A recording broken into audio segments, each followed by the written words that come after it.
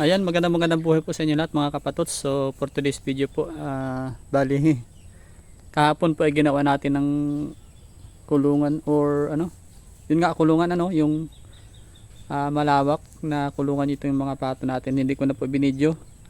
So ayan,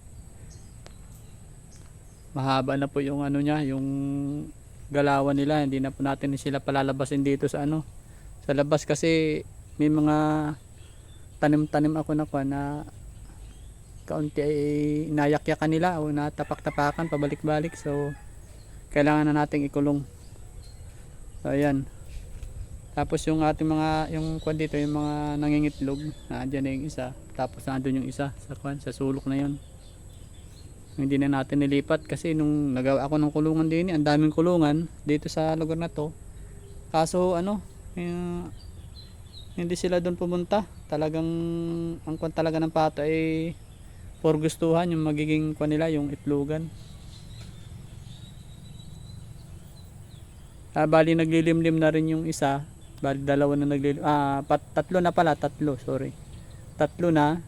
Bali yung kwan doon ay ano, una siya ng 2 araw o 3 yata kaysa dito sa naandito natin. Tapos yung isa dito sa labas, so bali ano siya, parang 3 araw pa lang yata siya ano.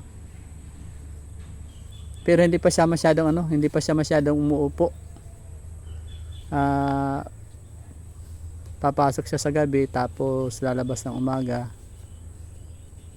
Tapos yun, gabi uli. So hindi pa siya totally ano, pero naglilimlim na siya. Hindi katulad dun sa mangingitog lang siya na madali lang, pero ngayon ay ano, matagal na siyang lumabas sa pugaran.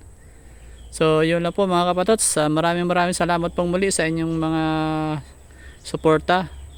Sa hindi pa po nakasubscribe sa aking YouTube channel, pa-subscribe naman po.